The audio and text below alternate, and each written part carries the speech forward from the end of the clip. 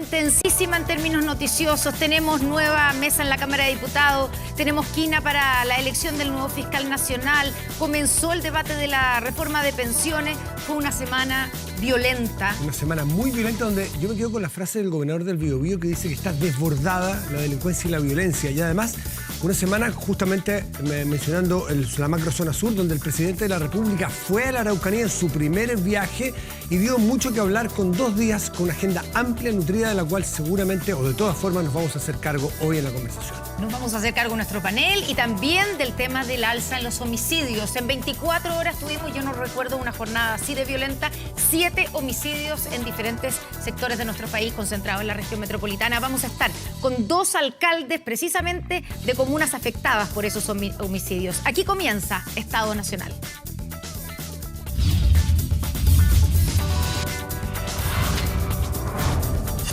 Estado Nacional. Bueno, y tal como les adelantábamos, tenemos a 2 alcaldes, representantes de 2 comunas que han sido noticiosas lamentablemente esta semana por el peor de los delitos, ¿cierto? Por la cantidad de homicidios que ocurrieron en un solo día o en una fracción de 24 horas. Estamos con el alcalde de Hualpén, Miguel Rivera. Alcalde, gracias por estar con nosotros, por venirse además desde Hualpén, región del Biobío, para estar con nosotros y poder analizar, bajar lo que ha ocurrido en su comuna, que en 24 horas, donde murieron asesinados 2 menores de edad. Bienvenido, muy buenas tardes. Connie, muchas gracias por la invitación. Buenas tardes. Y también al alcalde de la Florida, Rodolfo Carter, que también sufrió, la verdad, es que una noche de terror, ¿cierto? Del martes al miércoles fue donde finalmente 4 personas fueron asesinadas en una plaza de la Villa O'Higgins. Bienvenido también, gracias por estar con nosotros. Hola, Connie. Hola, Miguel. Bueno, quiero preguntarles primero, y ya digamos comenté un poco por qué son estas 2 comunas las elegidas, ¿cierto? Lamentablemente, si pudiéramos decir que tienen en común esta semana, es que las 2 estuvieron en la noticia porque fueron escenarios de homicidios y de homicidios además que no estamos acostumbrados. En el caso de Hualpén, 2 menores de edad, en el caso de la Florida, 4 personas, primero 3, pero después terminó muriendo otra persona que terminó muy gravemente herida. ¿Podemos recapitular un poco a estas alturas, que estamos a domingo, después de lo que pasó? Si tienen claro qué datos tienen de lo que realmente pasó esos días en sus comunas, alcalde Rivera. ¿Tiene claro usted qué pasó con estos 2 menores de edad que terminaron muertos? Connie, lamentable. Mira, esto partió el día lunes. Primero, a las 4 de la tarde, a un centro de salud nuestro llegó una persona con un impacto balístico. Luego fallece este niño de 17 años, a eso de las 7 de la tarde. Y al otro día fallece esta menor de edad. Luego hay otra casa que fue baleada, una persona mayor, ¿no?, que tuvo 2 impactos balísticos, y una tercera casa en ese mismo lapso de tiempo que también fue baleada. Ahora nosotros creemos que son parte, ¿no es cierto?, de algún tipo de rencilla entre bandas locales. ¿Ocurren en el mismo, para entender bien, en el mismo barrio? Ocurren en el mismo barrio. La población Armando Alarcón del Canto, en distintos lugares, pero Hualpén se caracteriza por ser una comuna pequeña, por ende no fueron más allá de media hora que se produjeron estos temas. Alcalde, ¿tienen información ustedes de si están relacionados las dos menores muertos, digamos, las familias, o incluso si se trata de familias que pertenecen o que pertenecerían a bandas rivales? Realmente eso es materia de la investigación. Nosotros creemos que este tipo de cosas no suceden por casualidad, obviamente. Si tenemos en menos de 24 horas, ¿no es cierto?, esta cantidad de actos criminales, obviamente no son por casualidad. A nadie, creo yo, que le van a hacer algún tipo de atentado hacia su vida por nada. Ahora, obviamente que son materias de investigación que estamos esperando ver los resultados prontamente, y esperemos efectivamente que las policías, ¿no es cierto?, puedan, ¿no es cierto?, de manera muy rápida poder esclarecer este tipo de situaciones que son realmente lamentables. Nosotros creemos que una niña de 11 años que está recién empezando a ir, fíjate además que a mí en lo particular me toca muy de cerca, fue a menos de 400 metros de un colegio. Mi hijo era compañera de colegio de la niña que falleció, a eso de las 6 de la tarde. Entonces, hoy día ya ni siquiera estamos respetando lugares, horarios, y además tampoco, ¿no es cierto?, si es que una bala loca le llega a cualquier persona. Yo creo que ya hay un descontrol tremendo, y si no estamos tocando fondo el día de hoy, estamos pronto a hacerlo. Ya vamos a ir, por supuesto, al alcalde Carter, pero quiero preguntarle, alcalde, en ese caso, por ejemplo, que vemos una niña de 11 años, claro, en otros momentos habríamos hablado de balas locas, ¿cierto?, que estaba en el lugar, entre medio de una balacera, pero da la impresión que aquí se disparó directamente a la casa donde estaba esa niña. Me imagino que el móvil, digamos, o sea, que la idea no era atacar a la niña, no sé, uno se tiende a imaginar que no puede ser, pero ¿cuál era el móvil de lo que ustedes saben? ¿Por qué esa casa y por qué se le dispara, digamos, al segundo piso donde estaba esa niñita, frente al computador, como cualquier estudiante de 11 años después de estar en el colegio, que está frente al computador haciendo tarea o jugando? Son cosas que no entendemos. Yo vuelvo a insistir, son temas que son materia de la investigación. Lo poco comprensible es que una niña de 11 años hoy día, que estaba recién comenzando a vivir, es afectada, ¿no es cierto?, por este tipo de situaciones que yo te vuelvo a insistir, preocupan demasiado. Son temas que nosotros veíamos muy lejanos, Connie, hace tiempo atrás, hace 5 años los veíamos afuera, hace 3 años, no sé, se empezaron a ver en la región metropolitana y hoy día ya los estamos viendo en las comunas de la región del Biobío y prácticamente en todo el país. Yo sé que usted me dice que es tema de la investigación, pero ¿cuál es la hipótesis que se está manejando en términos del móvil? ¿Por qué se ataca a esa casa? ¿Es un tema de droga? ¿Es un tema de crimen organizado? ¿Qué es? Yo creo que es una rencilla entre bandas locales, digamos, que hoy día naturalizamos las cosas de esa manera, que cuando a lo mejor no encuentras a la persona con la que tienes la rivalidad, vas a la casa y de manera descabellada disparas, no importando si vas a herir o vas, en este caso, a matar a una niña de 11 años. Entonces, a lo que estamos llegando hoy día, de verdad que es un tema súper complejo. Y si no somos capaces de ponerle un basta a eso, pero de manera estructural, Connie, porque yo no creo que sea algo que tengamos que solucionar, lo conversábamos recién con Rodolfo, los alcaldes que somos la primera línea, ¿no es cierto?, del trato, entre comillas, del Estado hacia la comunidad. Yo creo que aquí es una pega que tenemos que hacer entre todos, porque efectivamente, si no somos capaces de ponernos de acuerdo todos, si ya hoy día estamos, siento, a mi juicio, tocando fondo, porque cuando dices hoy día y hablas de una niña de 11 años, es porque realmente estamos, ¿no es cierto?, tocando fondo, y si no somos capaces de ponernos de acuerdo rápidamente, nos vamos a aparecer, y me quedo con lo que dijo Rodolfo el otro día, en el viejo oeste, porque prácticamente es tierra de nadie. Yo no le echo la culpa ni al gobierno actual, ni al que pasó, porque ninguno ha logrado dar en el clavo con el tema de la delincuencia y el crimen organizado. Entonces, hoy día ya es una situación que se está saliendo de las manos y que efectivamente, si no somos capaces entre todos de poner la cuota que tenemos que poner, vamos a terminar lamentablemente siendo presos de las situaciones que hoy día se están viendo no solamente en la comuna de Hualpén, sino que se están viendo a nivel país. Sí, ya vamos a hablar de la situación país, pero primero quiero agotar, digamos, un poco o tratar de entender lo que está pasando en cada una de sus comunas, que son comunas además tan diferentes, pero que están unidas por algo, un factor común durante al menos esta semana. Alcalde Carter, ¿qué se sabe a estas alturas, después de que han pasado estos días, de esa noche fatal en Villa O'Higgins? Sabemos varias cosas, muchas de las cuales, la verdad, la mayoría no las podemos contar en cámara porque están dentro del secreto de la investigación del fiscal de alta complejidad. Evidentemente, esto no es un delito común, no estamos hablando de un accidente. Me permitiría explicarte que hay 3 tipos de delitos hoy día masivos. El delito de baja complejidad, para ponerlo en una caricatura, el robo de un espejo del auto, un robo de una polera en un centro comercial, el robo eventual en una casa. El robo tradicional chileno, por así decirlo. Luego viene el delito más complejo, que es el portonazo, donde ya aparecen armas de fuego y eventualmente asesinatos.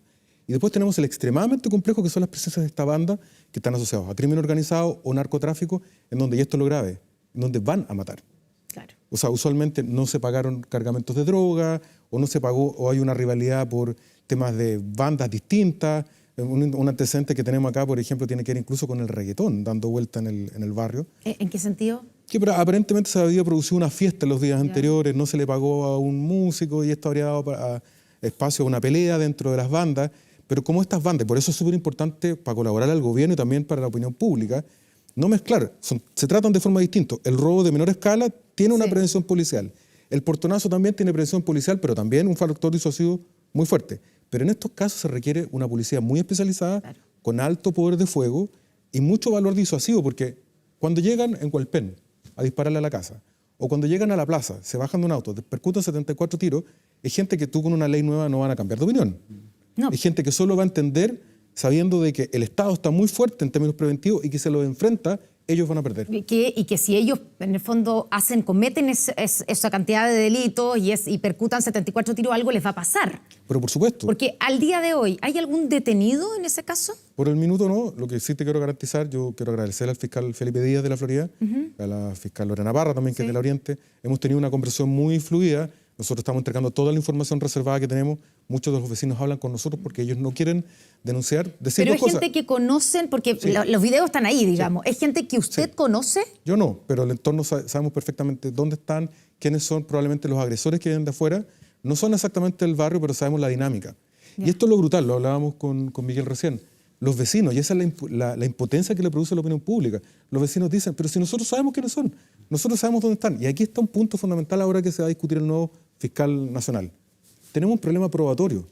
La gente llega con los datos, se le entrega a la policía los entrega a la fiscalía, y cuando llegan a los tribunales los consideran insuficientes. Claro. Entonces nunca los logran capturar. Entonces, ahora, pero los videos que vimos, donde se ve a la gente disparando, se ve a las víctimas, al menos una de ellas, cayendo al suelo, ¿eso no es prueba suficiente para imputar a alguien? Para varios tribunales no es así. No tengo que yo contarte porque tú lo has reporteado como profesional. Hemos visto autos que son abiertos por la policía con un barretín adentro y no son considerados pruebas suficientes. Hay un problema en la estructura legal del proceso penal chileno, donde el nivel probatorio es súper alto.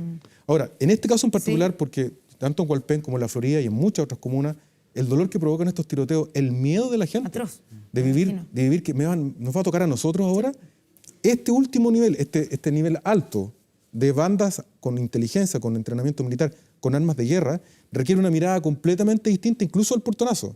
Porque estos tipos, los que van derechamente a matar. Yo sé, alcalde, que usted dice, ahí no se puede decir todo porque evidentemente la idea no es arruinar, digamos, o complicar la investigación, que es lo más importante.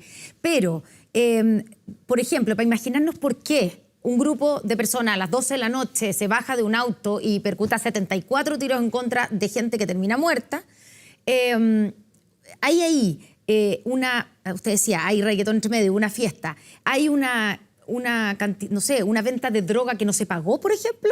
Esa es la línea de investigación. Ya. Siempre está vinculado, yo no sé, Miguel, yo creo que a ti te debe pasar lo mismo, lo más probable es que la droga o es el motivo principal o es un motivo colateral, pero siempre está presente. Siempre presente. Por algún lado está presente la droga. O hay consumo, o hay tráfico, o hay ventas que no se han pagado. Es el submundo de las bandas de narcotráfico, pero de nuevo, lo hablábamos con Miguel, para enfrentar a esta gente, la única forma es que estos tipos sientan que pueden morir en el enfrentamiento con la policía. Claro. Porque hoy día, ¿por qué actúan con este nivel de impunidad? Porque saben que no les va a pasar nada. ¿Usted está de acuerdo con eso, alcalde? Yo creo que sí. Por eso que cuando planteo que es un problema estructural, efectivamente es un problema estructural. Hay que tener hoy día una relación distinta. Creo que esta materia o esta manera de ver el tema delictual con el crimen organizado. Mira, antiguamente a lo mejor se discutía, cuando volvimos a la democracia, el tema de los asaltos de banco o a lo mejor los atentados. Y no hemos quedado con eso, Connie, porque no hemos sido capaces de poder transformar y llevarlo a lo que está ocurriendo hoy en día. Y lo que ocurre hoy en día, efectivamente, como dice Rodolfo, tiene relación con el crimen organizado. Tenemos policías efectivamente especializados en eso. ¿Hay inteligencia que se dedica efectivamente a poder seguir este tipo de situaciones? En lo que ha dicho el gobierno, lo ha insistido el presidente, en que lo que quieren ellos impulsar es una ley, un proyecto de ley que ataque directamente dedicado al crimen organizado, y en el presupuesto para este año se establece en el fondo un ítem especial con una cantidad de presupuesto para el crimen organizado. Tal vez no es suficiente o se va a demorar en Hay que hacer una prevención, perdona Miguel. Nosotros, yo soy abogado, generalmente los políticos que nos dedicamos los abogados que nos dedicamos a la política, tendemos a creer que esto se resuelve solo con un texto nuevo. Es fundamental, en una democracia tenemos que funcionar con leyes. Pero hay 4 niveles de la persecución del delito. La previa, que son las policías, debilitadas, con pocas armas y desacreditadas. Luego tienes las fiscalías, que son el persecutor penal. ¿Tú sabes cuál es el estándar que se esperaba cuando se hizo la reforma procesal penal como máximo por fiscal? 700 causas. ¿Sabes cuántas tienen en promedio según Paz Ciudadana? 1.804. Reventada la fiscalía. Los tribunales, que son el juez, tenemos una tendencia garantista. Es verdad, complicada. Pero también es cierto que los jueces fallan conforme a la ley. Y así debiera ser, al menos. Tenemos leyes que están absolutamente desfasadas. Y el cuarto, que es el más grave, el sistema carcelario. ¿Quién habla hoy día de gendarmería? Totalmente olvidados. ¿Quién habla del régimen carcelario, donde los delincuentes siguen haciendo su negocio dentro de la cárcel? Los vemos con las pelotas que les tiran droga, con celulares, con un régimen de visitas que es aberrante, porque los narcotraficantes en particular siguen manejando el negocio adentro. Entonces tienes las 4 líneas totalmente reventadas, que no están funcionando. Bien. Por eso una sola ley no lo va a cambiar. Alcalde, en ese sentido, ¿usted está de acuerdo con este diagnóstico y lo que está haciendo el gobierno con las propuestas que ha hecho, tanto con el aumento de presupuesto como con la idea de proponer, ¿cierto?, un proyecto de ley dedicado a atacar el crimen organizado? ¿Es suficiente? Yo creo que no. Yo creo que se tienen que dar más atribuciones a los municipios con esto. Yo vuelvo a insistir. ¿Qué tipo de atribuciones? Nosotros somos la puerta de entrada. Tenemos que ver la posibilidad de cómo podemos canalizar esto. El Estado llega de repente demasiado tarde. Nosotros el 26 de junio presentamos una cantidad importante de cámaras de televigilancia a la Subsecretaría de Prevención del Delito.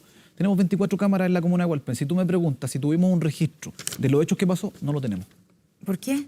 Porque no tenemos cámaras. Pero no hay cámaras ahí, justo en esa parte no había cámaras. Prácticamente en todo el radio de la comuna de Hualpén no tenemos cámaras. Porque la comuna es chica, o sea. Por lo mismo te digo, entonces, como el Estado hoy día está llegando tarde, nosotros vamos a invertir más de 500 millones de pesos en una comuna que tiene un presupuesto de 17.500 millones de pesos. O sea, vamos a tener que dejar de hacer nosotros para poder invertir. Y las cifras son aberrantes. Cuando tú ves más de 300.000 millones de pesos en Providencia que tiene de presupuesto, o 150.000 que tiene Providencia y 300.000 que tiene Las Condes. Y nosotros administramos un presupuesto de súper pequeña envergadura. Solamente tenemos la posibilidad de ser preventivos como municipios. Ni siquiera, Connie, cuando hablamos de que, porque el delincuente no nace delincuente, se va haciendo en el tiempo. Cuando hablamos de que a los niños, por ejemplo, yo creo que tiene que pasar lo mismo en la Florida. A los niños, por ejemplo, que tienen o se ganan una beca, tuvimos un niño que se ganó una beca a la NASA. Nosotros como municipios no tenemos la posibilidad de poder becar a los niños para que salgan. ¿Cuál es el estímulo que les podemos entregar? Y te vuelvo a insistir, somos la primera puerta de entrada. Ninguno. Entonces no podemos invertir en esto con los jóvenes o niños y tampoco podemos invertir en esto otro porque la vuelta para poder llegar a un proyecto se demora aproximadamente un año. Claro. Es demasiado grande. Ahora, lo que ocurre en eso. Uno de los problemas o uno de los temas que uno ve en este fenómeno delictual, ¿cierto?, en el alza de homicidios, que son los peores delitos y el indicador que nos tienen en peor, digamos, que más ha aumentado en nuestro país, es el uso de armas y el poder de fuego que tienen los delincuentes. No estamos hablando ya de, como era anteriormente, que eran armas hechizas. No, ahora estamos hablando de armas muchas veces cuando veíamos esos videos de la banda de venezolanos con armas de guerra. En Chillán. Ya, ¿qué se hace? ¿Qué se hace con este tema? Porque la respuesta que ha dado el Estado y el gobierno ha sido el tratar de que la gente, ¿cierto?, digamos, confiscar y que la gente se inhiba de tener armas y entregue sus armas. ¿Va por ahí? ¿O las armas de estos delincuentes que mataron en sus comunas vienen de otro lado, nada que ver, que no lo estamos atacando? Esa iniciativa se intentó en Venezuela con el presidente Chávez hace más de 10 años, cuando estaba vivo todavía. Se le quitó las armas a la ciudadanía de Venezuela y Caracas es la ciudad más peligrosa del mundo. Ha resultado ser contrario. O sea, ¿alguien diría que Caracas hoy día es seguro? La verdad, esto es tan absurdo como digamos, mañana prohibamos la venta de autos para evitar los portonazos. ¿Qué se hace con las armas? Aquí hay dos cosas. Primero tenemos que saber por dónde entran. Solo hay dos caminos por donde están entrando. O entran por nuestros puertos, nuestras fronteras permeables, o derechamente, pongámonos Colorado una pura vez, ¿qué pasa con las bodegas de las Fuerzas Armadas de donde pueden salir especialmente las municiones? Porque eso es lo más relevante, más que las armas son las municiones. Bueno, han habido casos que se están investigando. Porque más de la mitad de las armas que usan estos delincuentes son armas hechizas, son hechas en fábrica. Y te vuelvo a reiterar, es súper importante, yo lo voy a predicar cada vez que pueda, porque me he hecho la convicción. Ojo con este tramo alto de las bandas de narcotraficantes que usan armas de guerra, porque el delincuente menor, el asaltante menor, que obviamente también es un problema, es menos violento, es más disuasible por el poder del Estado. En cambio, aquí arriba estamos con bandas que, de verdad, tú puedes cambiar todas las leyes y van a seguir actuando con un criterio militar. Y esto es lo brutal. Yo no sé cómo fue en el caso de Hualpén, pero la dinámica que nosotros vimos fueron a cazar a los adversarios. Los buscaron en la plaza. ¿Qué tipo de armas tenían esos? Lo que aparentemente eran armas de puño automáticas, de 9 milímetros aparentemente. Pero ¿eso puede ser conseguido entrando a robar una casa de alguien que tiene un arma inscrita? Mira, lo dio un fiscal hace tiempo atrás, creo que el fiscal del Biobío lo señalaba, el 4%, de una cifra muy menor, de las armas que caen en manos de las que son incautadas los delincuentes vienen de robos a las casas. Lo que viene siendo súper importante es de dónde salen los fusiles automáticos, 7.62, de dónde salen los AK, de dónde sale la M16. Y aquí hay solo dos caminos. Entran por nuestros puertos o fronteras o salen desde las bodegas de la Fuerza Armada. Y eso es necesario saberlo urgentemente. Alcalde, ¿qué cree usted que hay que hacer con las armas? La pregunta es quién vende las municiones también. En eso concuerdo plenamente con Rodolfo, porque tú dices ya, puedes tener acceso a la munición, o sea, al arma. Sí. ¿Y la munición? ¿Alguien las vende, dice usted? ¿Alguien las alguien vende? las saca de alguna parte. No se pueden fabricar. Se fabrican solas las municiones. Es más difícil fabricar una munición que un arma hechiza. Ya, O sea, y en el arma en todo tipo de cosas, sea un fusil de guerra, sea un arma pequeña, de menos calibre, la munición la tengo que encontrar en algún lugar, ¿Y en alguna parte. en el caso... ¿Dónde está el control en las propias armerías, digamos, para ir a comprar munición? Las escopetas hechizas, ¿de dónde salen los cartuchos? Y en el caso de los 2 homicidios en su comuna, ¿qué tipo de armas se usaron? La verdad que son armas, como dice, efectivamente, de puño, automáticas, digamos, estas que, porque al fin y al cabo, vuelvo a insistir, disparan a mansalva y lamentablemente, ¿no es cierto?, fallecen estas personas. Pero ese es el tipo de arma, no sé si decir gracias a Dios o no, pero común. Pero la otra hace un poco tiempo atrás, Connie, nosotros nos encontramos, hace un par de meses atrás, 7.62. granadas, Rodolfo. Un tipo andaba con granadas en la calle. Granadas. Entonces, ¿dónde consigues una granada tú hoy día? Y cuando allanaron esa casa, era una casa con fusiles de guerra, ¿Y de dónde venían esos? Bueno, esa es la pregunta que no... A nosotros nos pasó lo mismo con hace 2 semanas atrás, Seguridad Ciudadana allanó junto a la Fiscalía y los carabineros encontraron 7.62. Es súper claro, solamente vienen desde afuera o vienen desde adentro de las bodegas de la Fuerza Armada y eso es lo que hay que determinar. Pero hay un segundo punto, porque siempre el tiempo en selecciones es escaso.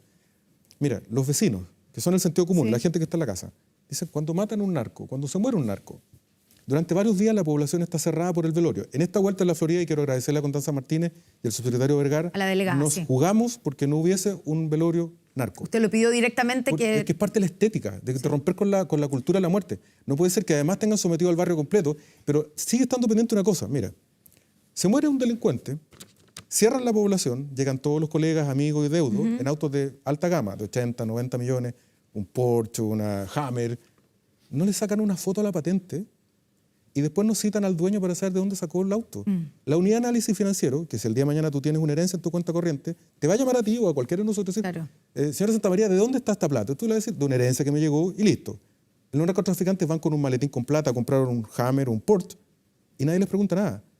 A eso también hay un tema fundamental. Un Estado que ha dejado de hacer las cosas y que se aleja del sentido común de los ciudadanos que dicen, nosotros sabemos, pero el Estado no sabe. El Estado no sabe. El mundo al revés. Ahora, usted está apelando a los vecinos. ¿Qué se les dice a los vecinos, en su caso de Hualpén, en su caso de la Florida, que están asustados con lo que está pasando y que, por ejemplo, quieren armarse? ¿Los civiles deben armarse para defenderse o no, alcalde? No, bajo ningún punto de vista. Yo creo que, vuelvo a insistir, aquí hay un problema de estructura del Estado y el Estado tiene que, ¿no es cierto?, tomar una decisión rápida y el llamado que nosotros hacemos. Mira, por lo general siempre es, vamos a poner una querella criminal. Ahora, uno lo entiende a lo mejor por la tranquilidad del familiar, pero nos quedamos solamente en querella. Entonces tenemos que dar un paso más allá porque yo te vuelvo a insistir en lo mismo. Tenemos que dejar de naturalizar las cosas, con estos funerales narcos, dejar naturalizar las cosas de que el niño hoy día o el delincuente tiene la posibilidad de que, oye, si no encuentro al tipo con el que tengo la rencilla, voy a su casa, disparo y mato al que sea. Esas cosas no son naturales, Connie. No son naturales y hay que dejar de naturalizarlas efectivamente. Nosotros como municipio vamos a cambiar la luminaria completa a la comuna de Hualpén.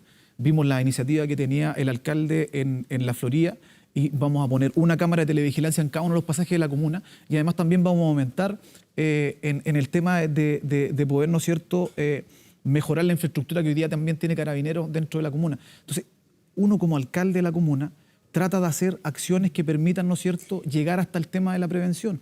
¿Han seguido habiendo balaceras después de estos 2 días de que murieron 2 personas? Porque una de las cosas que, claro, que después se genera, que empieza una vendetta por el niño que mataron o por el joven que mataron. ¿Eso ha ocurrido en los días posteriores? Nosotros tuvimos una reunión con la delegada presidencial y con además también los 2 generales, tanto el de Carabinero como el director el prefecto de la Policía de Investigaciones, y le pedimos efectivamente en esa reunión de que por favor hubiera un copamiento.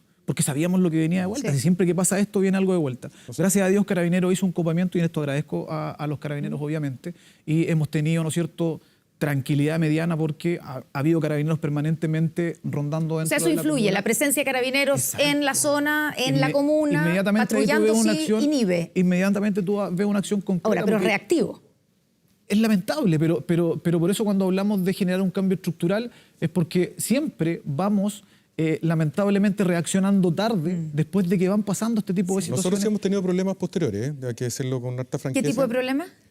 Yo me reuní con los vecinos la misma mañana a cubrir los hechos, porque lo primero que había que destruir era el miedo que había quedado instalado en el barrio. Obvio. Garantizar que los vecinos durmieran, comprometernos a que hubiera un copamiento en la zona para que no fueran el narco y recuperar el espacio público. La plaza donde se ocurrió este hecho tenía inversión municipal, pero nos faltaba un poco más de luz, nos metimos al tiro, y fíjate que cuando entró la municipalidad, al rato empezaron a llegar autos de alta gama con insultos, amenazas, vamos a matar al cártel, o vamos a matar a los funcionarios.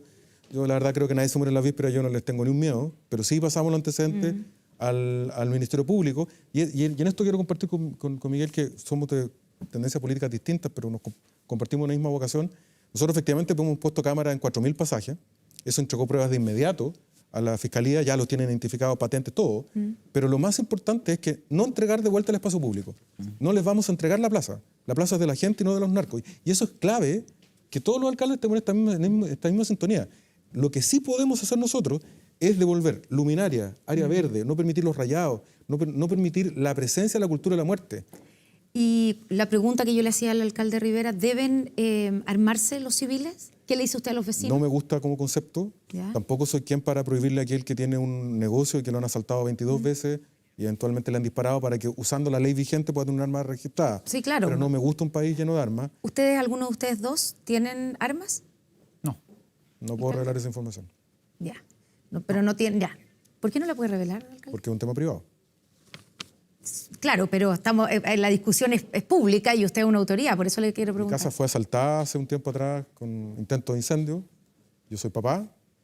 Usted comprenderá que yo no estoy dispuesto a que le pase algo a mi hijo. Es todo lo que puedo decir. ¿Tiene temor, alcalde? Por supuesto que sí, no por mí, por mi familia. Ya. Sí, los alcaldes que estamos hoy día estamos en la primera línea del dolor. Y evidentemente yo no tengo miedo, pero si evidentemente me pasa algo, van a haber 2 niños que se van a quedar huérfanos, una madre viuda, yo soy el jefe de la familia. Pero la verdad que frente a lo que le ha pasado a otras personas, nosotros somos unos privilegiados y yo estoy dispuesto a dar la cara por mi gente. ¿Usted tiene temor, alcalde, también? Lo tuve cuando pasó lo que pasó en el colegio de los niños, ¿Ya? porque primero mataron a una niña que era compañera del colegio, entonces Sí. obviamente a las 6 de la tarde los niños todavía estaban en el colegio. Comprenderás que la situación familiar que vivimos fue bastante espantosa y nada, pues uno no se lo desea a nadie. Entonces cuando uno lo dice que lo vive en primera persona... ¿Cómo fue ese momento, alcalde? Durísimo. Durísimo. ¿Usted cómo supo? Porque usted estaba trabajando. Si tiene a tu hijo de 8 años estudiando en el colegio y lo primero que sale es que mataron a una niña de 11 años que era compañera del colegio y no teniendo la claridad, ¿no es cierto?, si había sido en la casa había sido o en el había sido colegio, ¿no? ¿Usted alcanzó a pensar que podía ser en el colegio, que ahí estaba también su hija? Obviamente, que fue la primera reacción que uno tiene como papá. Oye, qué inesperado al final que nos tiraste, Connie, con la pregunta, me arrinconaste bien. Quiero contestarte con la misma franqueza que te acabo de contestar. Ha llegado el minuto en que lo miremos de frente el tema del gran crimen, del que mata gente, del que anda buscando matar gente. Los tenemos que enfrentar sin miedo, con convicción democrática, sin miedo. Y que tengan claro que si alguien tiene que morir en esta historia, no tienen que ser los carabineros ni nuestros vecinos. Van a tener que ser ellos. Con respeto a la ley, dentro del Estado de Derecho, nadie quiere balaceras en las calles, pero se tiene que acabar esta cultura de la muerte. Yo estoy cansado de ir a dar pésame. Lo hablábamos en la previa con Miguel. ¿Qué le decimos a la mamá que pierde una niñita? ¿Qué le decimos al papá que tiene que decirnos? Mira, me tocó en otra población, yo nunca doy los nombres para no estigmatizar. Sí. El papá salió a trabajar en una camioneta a vender pan. Lo matan. Deja viuda a la mujer y a 2 cabros chicos sin papá. Afortunadamente con la fiscalía hoy día ya tenemos el tipo pillado y lo vamos a condenar dentro de los próximos días, pero con condena y todo, nadie le devuelve la vida. Por eso el paradigma, y en eso yo estoy dispuesto a apoyar al presidente Boric, con todas las críticas que yo le puedo hacer, con todas sus volteretas, yo espero que hoy día conduzca su bicicleta, la bicicleta del Estado de Chile, hacia un puerto más seguro, pero requiere que todos nos pongamos detrás. Yo no voy a hacer cálculo político con él criticándolo si se pone firme respaldando a las policías y a todo el Estado para que persigamos a estos tipos y que estos gallos empiecen a sentir miedo de una vez. Porque tú lo preguntaste recién, Connie. No sacamos nada con llegar con leyes, con proyectos, porque llegamos tarde, ya pasó. Lo importante es que estos tipos sientan miedo para que no lo vuelvan a hacer, para que no se sientan con la impunidad de dispararle a una casa con una niñita de 11 años o agarrar a balazo a un grupo de personas en una plaza.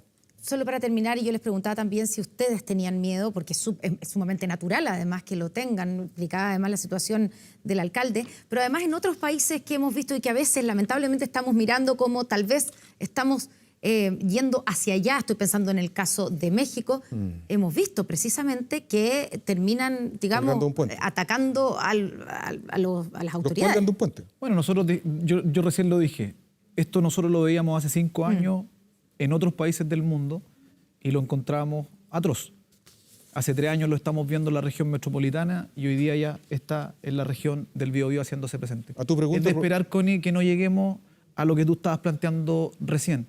Es de esperar, vuelvo a insistir, y en esto hacemos un llamado y me sumo a lo que dice Rodolfo, porque entiendo y creo que si no estamos tocando fondo hoy día con esta situación, ya estamos pronto a hacerlo.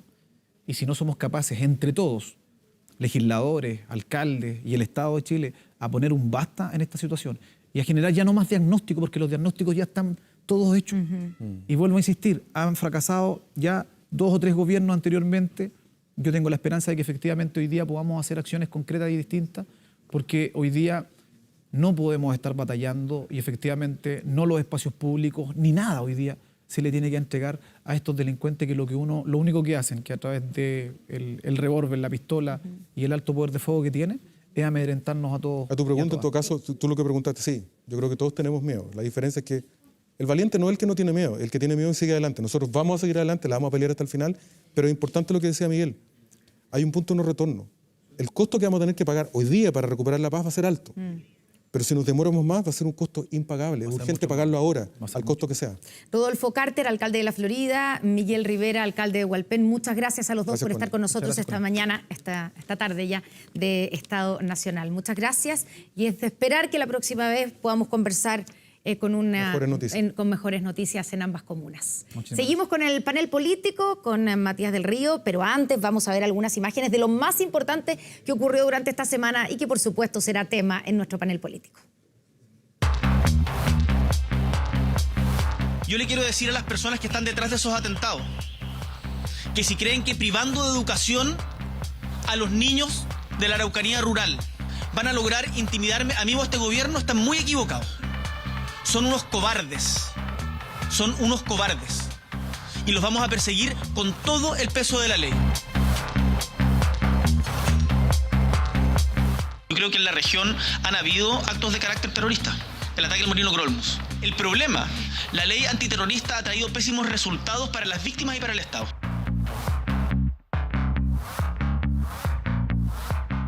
Si hace la mitad de lo que prometió, le hago un queque. Es bastante lo que prometió y yo no sé si efectivamente lo va a cumplir.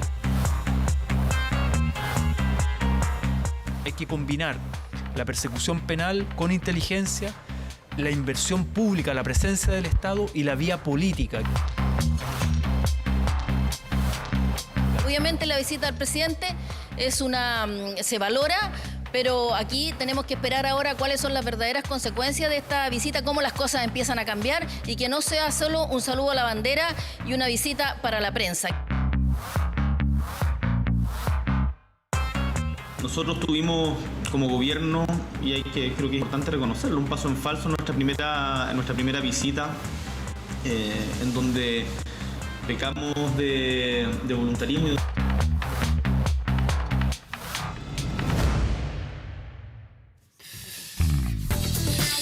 Ni le digo, los temas están aquí calentitos, hablando en voz baja por no interrumpir, porque estaba la Connie un poco más allá, pero hay tensión, hay temas de muchísimo interés y los invitados de este domingo, además, así lo ameritan. Gloria de la Fuente, ¿cómo estás? Muy buenas tardes, gracias por estar aquí. Sí. Exactamente. Jaime Belolio, muy buenas tardes. Gracias por estar aquí.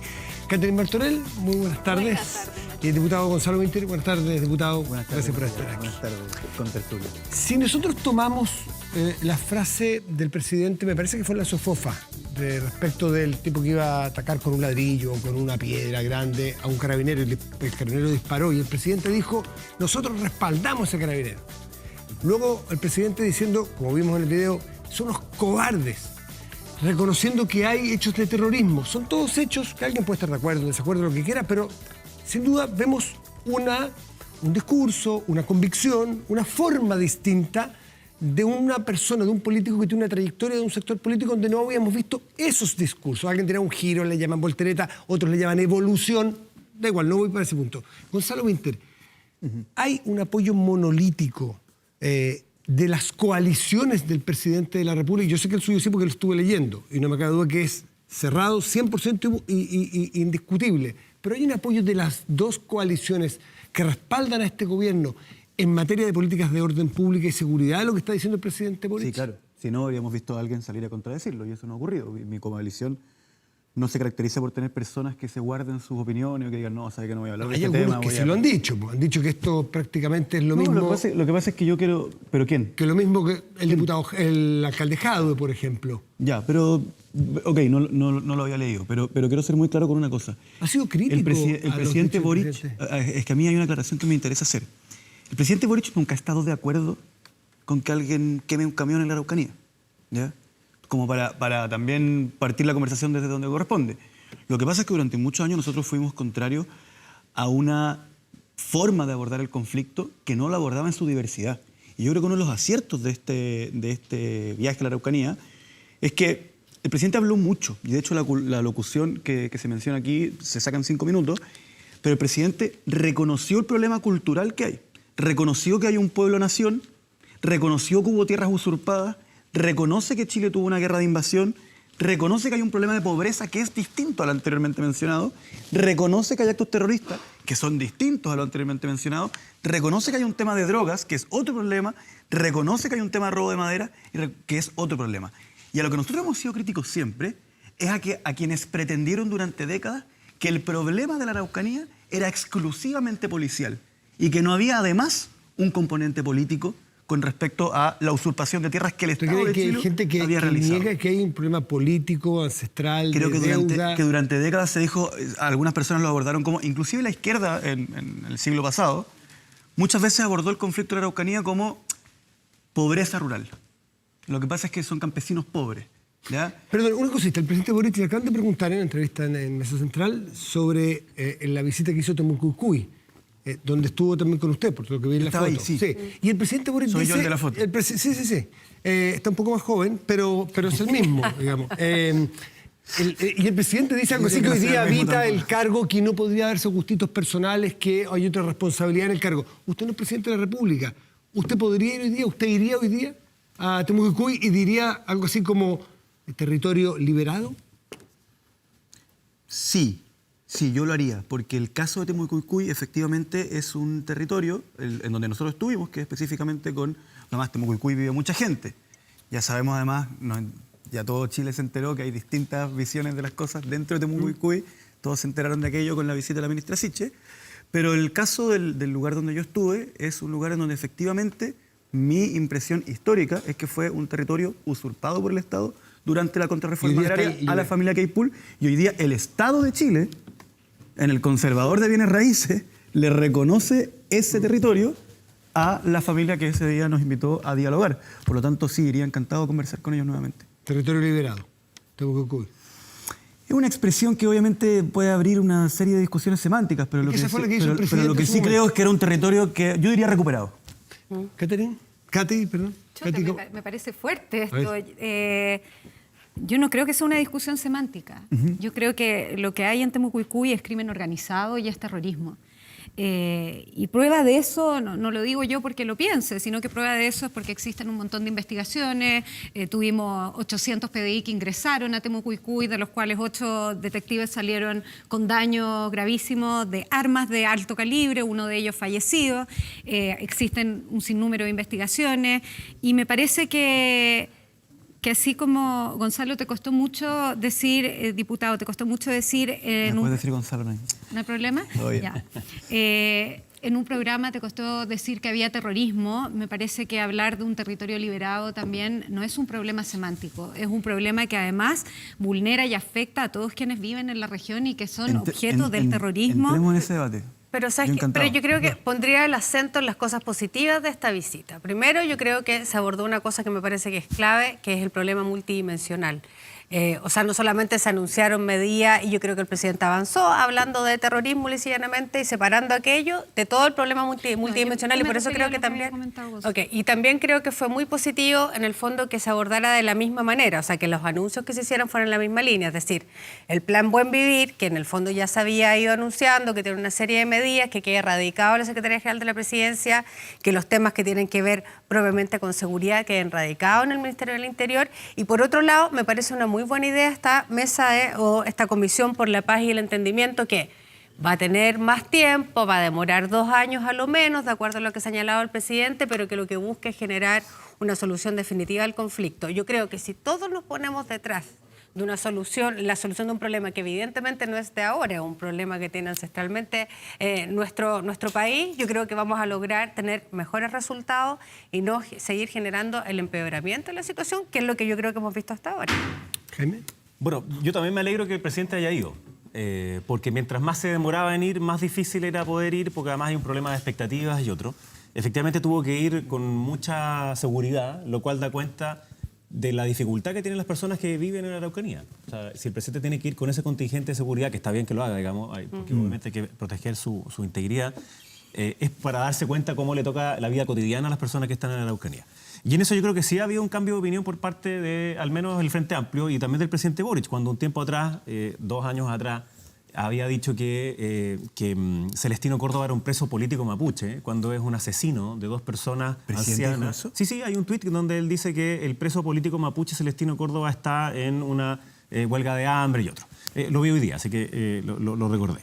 Entonces, ¿Lo podremos buscar por mientras, si les parece? Sí. Pasar de eso, pasar de eso, que está bien, digamos. Pasar de dar vuelta a eso me parece que es bien, está bien. O sea, el decir que hay terrorismo... Es más evolución que voltereta, porque voltereta tiene un aspecto negativo, peyorativo. Lo que pasa es que voltereta es como cuando uno lo hace simplemente por una cuestión de conveniencia. Eso es peyorativo, hay una evolución que le parece bien. Y en este caso yo creo que el presidente ha tenido un cambio en eso, una evolución en eso. Lo que creo es que no es por parte de toda la coalición. Esa es la pregunta original. Sin lugar a duda. Cuando se habla de cuando dice Gonzalo que estas diferencias, digamos que antes se había tratado de la misma manera, lo que son las legítimas reivindicaciones, por ejemplo, de los pueblos mapuche con respecto a las tierras y otro, y el tema delincuencial no es verdad, digamos. O sea, por algo el gobierno pasado impulsa Araucanía. Pero es que todos han evolucionado en el tema. Pero espérate. O sea, yo creo que varios han ido haciendo con mucha mayor claridad esta diferencia. En este mismo programa, ya lo he dicho N veces, siendo ministro, siendo diputado y ahora también, en que una cosa era, entonces, estas reivindicaciones legítimas que pueden tener los pueblos originarios, no solamente el pueblo mapuche, y otra cosa distinta son aquellos que se aprovechan de eso para cometer actos de terrorismo, de venta de drogas, armas y robo de madera. Entonces, al mismo tiempo decir que en Temucuicui existen de las dos, de hecho. Está el grupo que efectivamente tiene una reivindicación legítima y está el grupo terrorista. Y yo creo que esta soberbia inicial de la exministra Siche refleja de alguna manera lo que todavía creen algunos en el Frente Amplio, de que por el hecho de ser ellos y eran los mismos, de ahí el gesto de sacar la bandera mientras la estaban baleando era eso. Es decir, somos los mismos, ¿por qué nos hacen eso? Pero la bandera no la sacó ella, la bandera la sacó una persona de Temucuicui que iba con ella. Bueno, es lo mismo. En el fondo es decir, somos... Yo creo que hubo voluntarismo, pero no somos lo mismo. Pero espérate, solo para terminar. Entonces, en el fondo es esta lógica de nosotros los representamos a ellos y la derecha representa la lógica de las usurpaciones, la lógica de no sé cuánto, y eso es mentira. Pero yo también es una cosa anti-Estado que ahora están tratando de madurarla. Por eso, Jaime, creo que la conversación tiene que tener perspectiva. Yo creo que el ministro Moreno, el exministro Moreno, hizo un tremendo esfuerzo por llegar a un acuerdo que finalmente quedó truncado, un proceso porque finalmente ocurrió el asesinato de Camilo Catrillanca. Entonces, yo creo que para poder avanzar en temas que son tan complejos y que yo creo que finalmente terminan perjudicando gobiernos de izquierdas y de derechas todo el tiempo, es tener que avanzar de manera adecuada en estos temas. Entonces, uno esperaría en estas circunstancias, dado además toda la gestualidad que ha hecho el presidente en estos días, es que haya lo menos voluntad para poder empujar hacia la misma línea. Todos en esto han equivocado sus diagnósticos, todos los sectores políticos. Yo creo que lo importante es cómo uno alinea y mira hacia adelante. Tú que eres más bien representante del sector del socialismo democrático. De ahí vienes, de eso es tu origen y tu pertenencia. Mi alma. Tu alma, tu todo. Tus 24 horas. Tú ves que en todas las dos coaliciones, con todos los bloques políticos que respaldan al presidente, tienen la convicción de que este es el camino de hablar de que hay hechos de terrorismo, de que esa es una cobardía quemar un colegio o un lugar.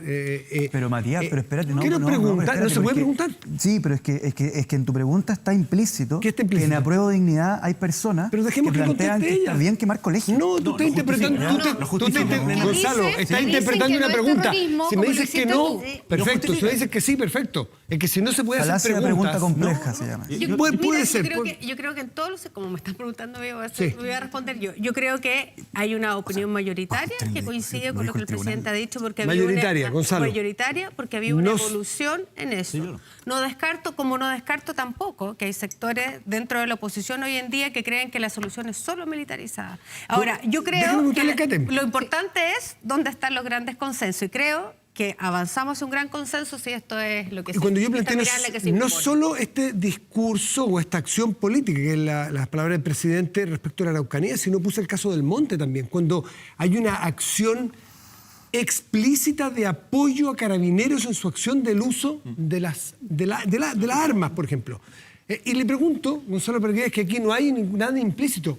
En la derecha, en tu sector, todos están de acuerdo en que hay una deuda histórica y que hay un tema histórico, cultural, que hay que reconocer, por ejemplo, el Tratado Tapigüe, hechos históricos evidentes. Mi sector a Chile Vamos, ¿ya? Que yo creo que eso es súper importante, porque cuando uno habla de las almas, yo también voy a identificar mi alma. Legítimo. ¿Cierto? Y yo creo que en Chile Vamos sí hay conciencia de eso, y tanto es así que el gobierno del presidente Piñera... ¿Hay conciencia o es un apoyo monolítico, cerrado, que hay que avanzar en esa tarea? Apoyo tan cerrado que el gobierno del presidente Piñera parte un 11 de marzo y el 23 de marzo está el presidente de la República en la Araucanía hablando y señalando de este acuerdo nacional, y que no solamente contempla, de hecho para nada, la parte policial, queda muy radicada en el Ministerio del Interior, sino que todo un proceso de reivindicación, de reconocimiento al pueblo indígena y a los mapuches en particular, y de toda la deuda histórica que existe. O sea, yo creo que eso ha sido bastante transversal, y yo en esto difiero un poco de lo que Gonzalo mira. Yo creo que los otros gobiernos anteriores del socialismo democrático también han buscado esto. Que se haya truncado, que no haya funcionado es otra cosa. El problema no es el qué, yo creo que es el cómo. Bueno, pero a propósito del cómo, a mí me parece que lo que hizo el presidente Gabriel Boric de anunciar esto es una buena idea. Decía Carlos Peña que hay que insistir, digamos, de alguna manera lo decía en su columna, y yo estoy de acuerdo en que hay que insistir. Pero sin embargo me preocupan algunos temas, y yo creo que quedan preguntas. Por ejemplo, yo creo que esto tiene que ser una conversación del Estado de Chile, no de un gobierno en particular. Y esta es una conversación que puede durar años. Entonces ya me preocupa que se le haya puesto un plazo máximo para tratar de generar un hito histórico. ¿Ya? Yo creo que, o sea, si nosotros miramos lo que pasó en Nueva Zelanda se demoraron 9 años en esta discusión. Hubo 300 muertos en el camino. Entonces es una decisión de Estado. Lo que el presidente ha dicho, que ya está diagnosticado el problema, que hay que empezar a actuar. No dice que la actuación va a durar un mes y medio. Lo mismo dijo Alfredo Moreno en su minuto. Aquí el diagnóstico está hecho. Pero lo que pasa es que le pusieron plazo del 2023, desde marzo del 2023 hasta el 2025. Idealmente, pero no es que... Sí, ya está bien, pero ¿quiénes son los actores que se van a sentar en la mesa? Porque, por ejemplo, de los representantes políticos del pueblo mapuche, tuvimos muchos de esos en la convención. Y el resultado fue abismante. Fueron los propios mapuches los que dijeron que no estaban de acuerdo con lo que... Entonces, me falta carne. Gonzalo había pedido la palabra en este tema. Sí, no, lo que pasa es que yo creo que esto es sumamente interesante, y creo que en este panel tenemos que evitar caer en descomplejizar el asunto para encuadrarnos entre nosotros en alguna simplicidad que genere incomodidad. Por ejemplo, la definición internacional de terrorismo. Cuando los tribunales de justicia dicen que el asesinato, a mi juicio aberrante, vil, del matrimonio Luxinger-Mackay es un homicidio calificado, que es un delito que tiene la más alta pena de todo nuestro ordenamiento jurídico, no le está restando gravedad. No le está restando gravedad. Está metiéndose en una discusión que es estrictamente jurídica. Ahora, con respecto al Monte, ¿ya? Y lo que quiero plantearle es que decir que ese tribunal es cómplice del asesinato de la familia Luxinger-Mackay porque no acreditó que hubiese concordancia con la definición internacional de terrorismo, no significa que ese tribunal sea cómplice del asesinato. Significa que hizo su trabajo, que era atenerse a una definición jurídica. ¿Ya? Segundo, con respecto al Monte, yo con esto siempre he sido muy claro. Efectivamente, la izquierda, y en particular durante el estallido social, tuvo una serie de conflictos con Carabineros de Chile. por la forma en que lográbamos equilibrar el derecho a la protesta con el respeto a los derechos humanos, ¿cierto? Pero yo siempre he dicho, y de hecho tengo una frase de cabecera con respecto a esto, la ciudadanía nunca debe tenerle miedo a la policía, pero un ciudadano que está cometiendo un delito y es descubierto por un policía, sí debe sentir temor. Sí debe sentir temor. No, espera, no, porque aquí... Yo quiero ser muy claro con esto. Que la derecha hoy en día diga sí, hay un tema, no deja claro específicamente cuál es la posición que estás tomando, porque tú dijiste Tratado de Tapigüe. Tratado de Tapigüe, firmado, si no me equivoco, el 5 de enero de 1825 por el capitán Pedro Barrenechea, como plenipotenciario del presidente Freire, establece por primera vez que la frontera sur de Chile ya no va a ser el río Biobío, sino que ahora el territorio indígena, ¿cierto?, como se le trata, de hecho hay una parte en que la traducción dice las gentes de la tierra, o sea, traducen literal, ¿cierto? Pero les reconoce solución de controversias internas entre ellos. Reconoce que cualquier persona chilena debe pedir permiso para poner una casa en lo que ellos denominan el territorio indígena. Reconoce a sus autoridades, ¿cierto? Y dice que, como contrapartida, las personas que viven en ese territorio van a poder ir a las escuelas de Chile. Pero ojo, que eso sí es reconocer plurinacionalidad. Y yo no sé si hoy día la derecha está en condiciones de estar... Al menos que una nación. Vamos a hacer una pausa, vamos a volver con... Chile, ¿no? Hablemos de Rexmas, el mejor software de remuneraciones de Chile y el más completo, porque a través de la aplicación Rexmas los colaboradores podrán marcar su asistencia, estén donde estén. No esperes más, Rexmas sabe mucho y te puede ayudar. Conoce más en www.rexmas.com. Pausa y volvemos.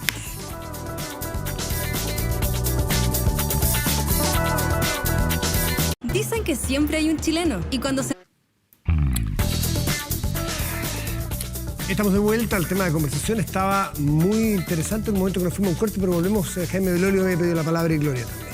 Para cerrar una cosa que estábamos conversando, porque decía Gonzalo que cuando el tribunal dice que esto es un homicidio calificado con incendio y por tanto que es muy grave y no por eso... ¿Te refieres al caso Lucinel Macay? No nos vuelve cómplice. Claro, no, ni tampoco le está rebajando la gravedad, toda la razón. Pero la pregunta es ¿por qué no se puede juzgar como delito terrorista? Y no es porque no haya habido la intención, sino que la ley hoy día está mala. Y está mala porque tenía demasiados fantasmas la izquierda en su momento y por tanto tiene que modificarse. Entonces, cuando el presidente de la República dice que hay actos de carácter terrorista, a mí me importaría que pasara de las palabras a los hechos. Y en los hechos es, por ejemplo, ponerle urgencia al proyecto que cambia la ley terrorista de forma que no sea imposible poder perseguir a alguien por esa ley. Entonces, es inefectiva hoy día la ley.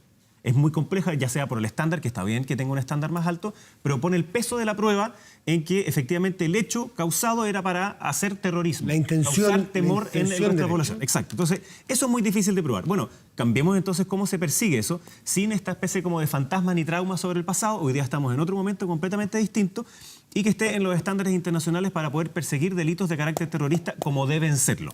Dicho Pero el eso, juicio que citaste sí fue tramitado en base a la ley antiterrorista. Está bien. Y es cuando llega a su última instancia que el tribunal dice esto lo trabajamos en función de la ley antiterrorista, pero en realidad no se acreditaba su condición porque de tal. De nuevo es muy difícil ir a probar esa intencionalidad por parte de quien lo había... Claro, pero la ley funcionó. Entonces la persecución, no estoy diciendo lo contrario, la persecución penal yo creo que sí necesita más herramientas y hay un catálogo importante de leyes que hoy día se están tramitando en el Congreso, de las cuales votaron en contra siempre el Frente Amplio. Y yo creo que es momento ahora que en este cambio de posición, que yo me alegro, entonces también las tramiten activamente y la puedan aprobar. Y que no ocurra como pasó esa vez cuando había muerto supuestamente el hijo de Yaitul, en donde el Frente Amplio, con excepciones, como Gonzalo, salieron a decir al tiro, esta persona justificando el hecho violento, diciendo que aquí había sido asesinado. Entonces, esa lógica yo creo que todavía persiste en el Frente Amplio y para qué decir en el Partido Comunista, yo creo que debiese bajar, porque hay grupos que no creen en las soluciones institucionales. Desde la extrema derecha hay, y desde la extrema izquierda también, se unen en eso, en querer confundir los planos que estábamos conversando acá, desde las legítimas reivindicaciones a las cosas que son delitos, ¿cierto? O que son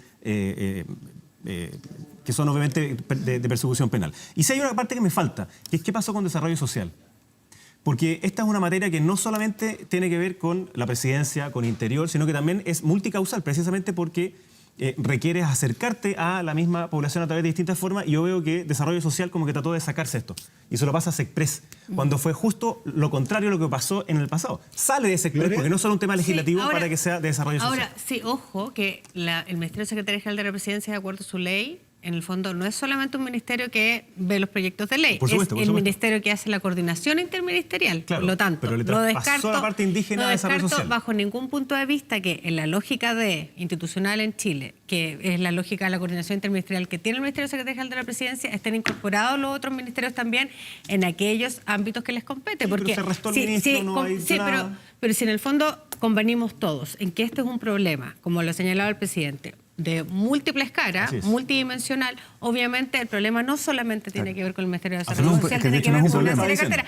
Es más, si viaja el Ministerio de Obras Públicas, el ministro de Obras Públicas y viajan otros ministros, es porque efectivamente aquí hay una mirada mejor. Entonces, esa fue la mirada que tuvo el ministro Moreno, por ejemplo. Claro, en su momento. y me parece que por la misma razón tiene todo el sentido del mundo. Primero, separar el tema que tiene que ver con la persecución, en el fondo de delitos, de actos terroristas, o como sea, del Ministerio del Interior respecto a la coordinación interministerial que le corresponde a la SECPRE, y luego tendrán que participar todos los ministerios que correspondan en el ámbito que les corresponde. Entonces, no descarto que desarrollo social esté. Y es más, me parece mejor porque la lógica es más punitiva de que se pone respecto a lo que ocurre en la Araucanía. Me parece que solo ponerlo en el ámbito social también es un error. Tampoco ha resultado del todo adecuado. ¿Sabes que hay algo que no...? Porque yo insisto con este asunto de la mesa, de la Comisión por la Paz y todo.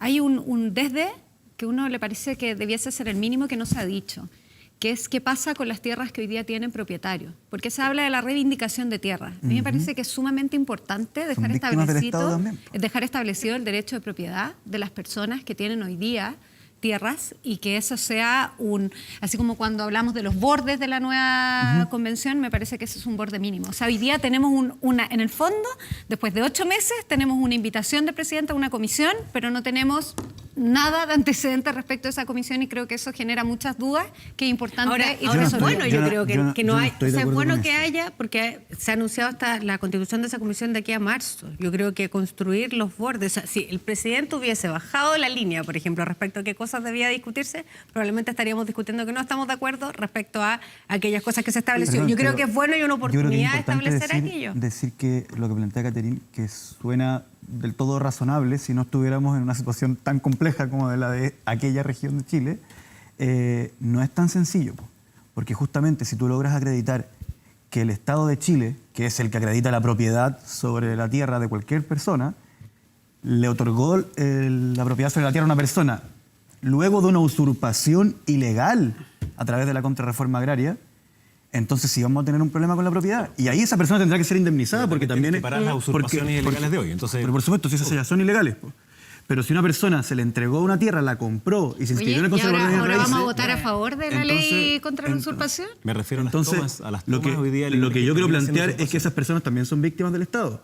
Pero también es importante que como chilenos reconozcamos que, a ver, en el siglo XIX, y que no fue hace tanto tiempo, Chile toma la decisión de manera consciente de llevar a cabo una guerra de invasión. Y se discutió en el Congreso en esos términos. En los minutos que nos quedan, quiero por lo menos saber la primera pasada, la primera mirada que tengan ustedes a la reforma de pensiones que se está planteando. Sí. Belolio, no, estoy diciendo que lo que acabas de mencionar es un grave error que nos persigue hasta el día de hoy. Ah, que nos sigue. Sí. Te escuché que no siga. No, que nos persigue. Que nos persiga hasta el día de hoy. No, nos quedan muchos minutos. Quiero saber su primera impresión y en lo político y en lo técnico sobre la reforma de pensiones que plantea el gobierno. Gloria, ¿qué te parece a ti? No sé si el 6%, ponerte el foco ahí, poner el foco en las... Yo creo que hay cosas, es una reforma compleja, hay cosas que aclarar todavía, entre ellos el componente solidaridad, que a mí me parece fundamental para poder mejorar las condiciones de aquellas personas que no van a tener buenas pensiones, pero ante todo, me parece, porque es una discusión compleja y porque llevamos como chilenos y chilenas más de 8 años esperando una reforma de las pensiones, que ojalá haya claridad y se allanen las posibilidades de, generando ajustes y acuerdos, que tengamos pronto una reforma de las pensiones, porque yo creo que francamente en esto no solamente está en deuda el gobierno, está en deuda todo el mundo político. La política ha fallado ahí. ¿Caterine? Yo estoy de acuerdo también con que estamos en deuda con la reforma de pensiones y quiero recordar que teníamos varios proyectos paralizados, digamos, que van precisamente en esa línea. Creo que el gran acierto ha sido la PGU.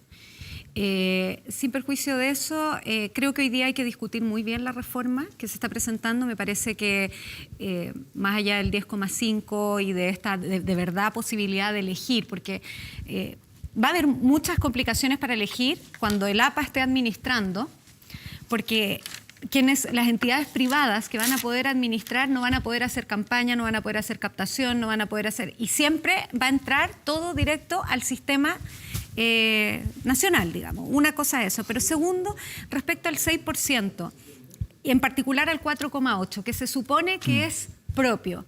Cuando algo es propio, yo puedo disponer de eso. Yo puedo obtener los beneficios de eso, si es que estoy invirtiendo, puedo tener los intereses que eso genera, y eso en la realidad no va a pasar.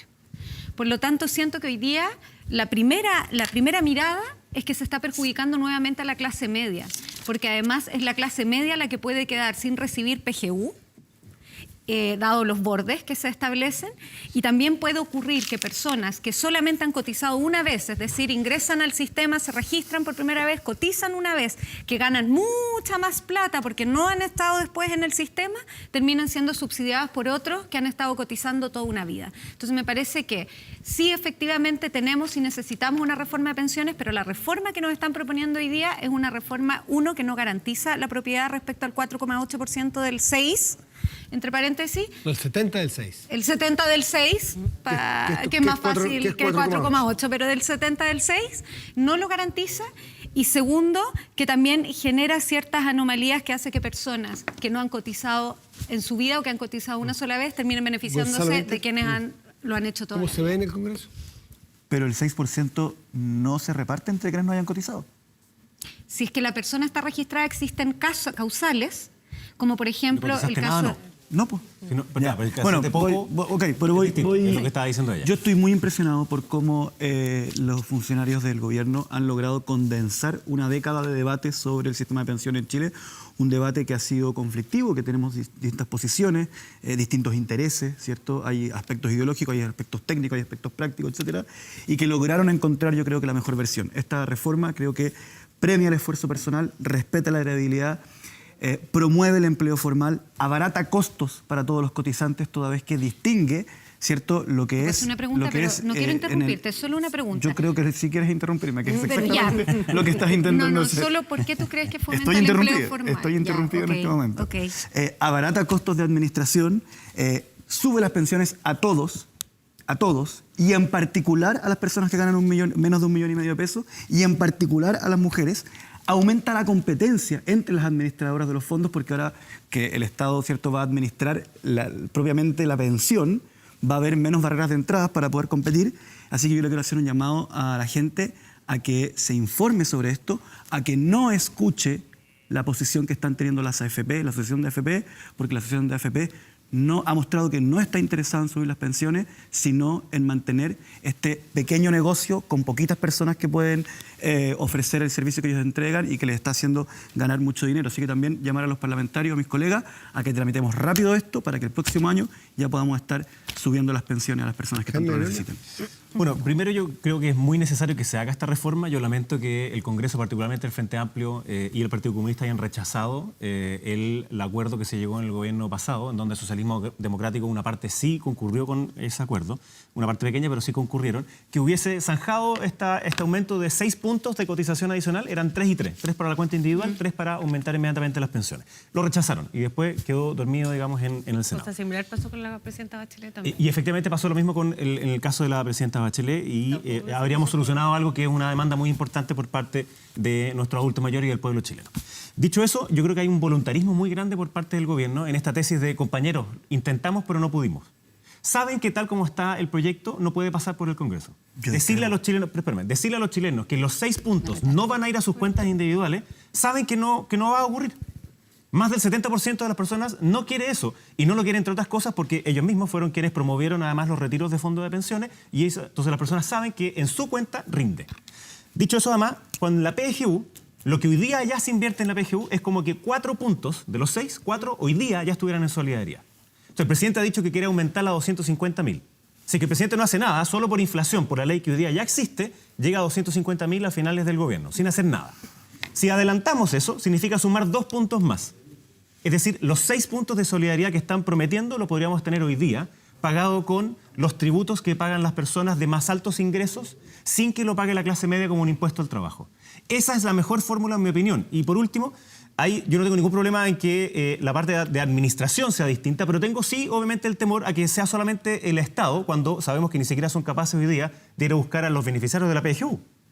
Entonces, yo creo que hay un problema grande. Necesitamos mejorar hoy día las pensiones de manera urgente. Creo que la PGU es el camino inmediato en donde puede seguir subiendo de aquí en adelante. Pero yo creo que es y esos 6 puntos... Y volvemos, esperen. Y yo creo que...